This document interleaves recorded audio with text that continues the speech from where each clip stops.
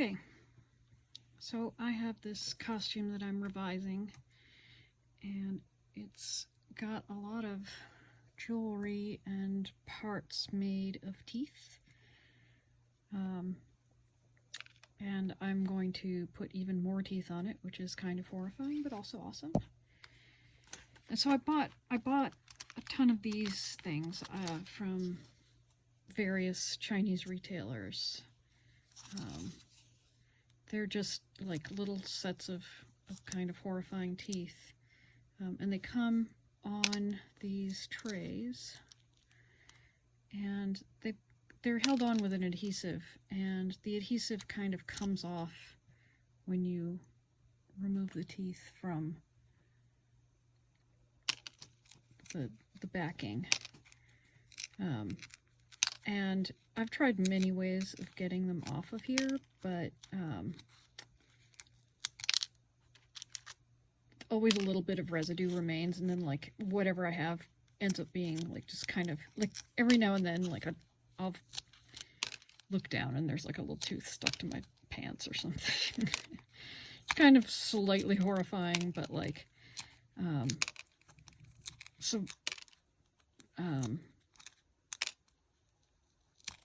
I've got a bottle of Undo, which is an adhesive remover. You can use it for getting sticky adhesives off of things. It's fantastic. And I'm going to use that to,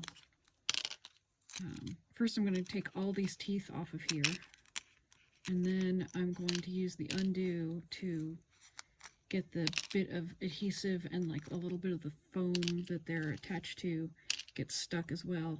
This one, actually, these are coming off really cleanly. Often like big chunks of the foam come off with the teeth.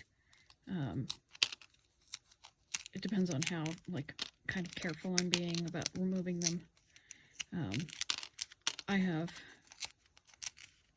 more or less patience with this process.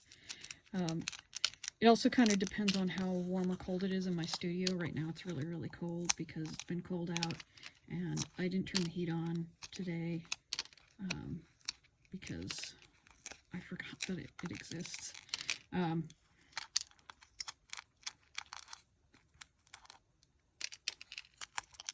But like,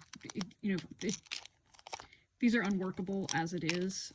It just, all the stickiness is just too much for managing it. It's interesting because the previous time I bought these, they came on a like a construction paper or a colored cardboard, and this time they came on this plastic. I'm not sure what that means. They all kind of look the same, and these are the solid teeth. When they're all cleaned up, they look very much like real teeth. You can see they're like very similar to the color of my fingernails. I've also got some teeth that are caps. They're basically hollow plastic. And I have these ones are not the right color. These are like way too white, but they are just like the front of a tooth, and they're for your flat front teeth. Those are good for doing on surfaces. Here's some more of the caps. These are good for anything where it's like a rosette for the center. The shape of these assemblies that I made was, here's a molar in the center and then the flat teeth around it, and then occasionally like a little molar worked in there.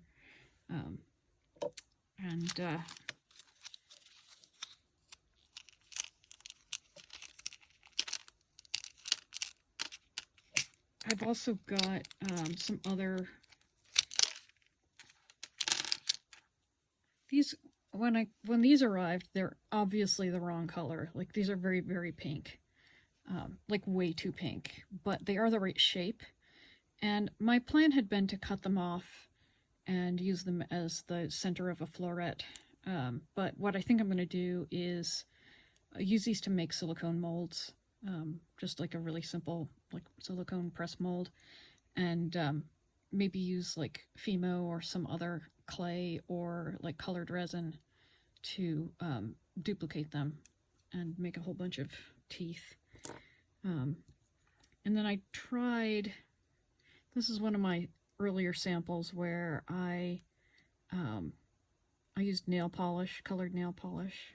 This is an Opie gel nail polish called Snow Angel. And I took one of these hollow teeth.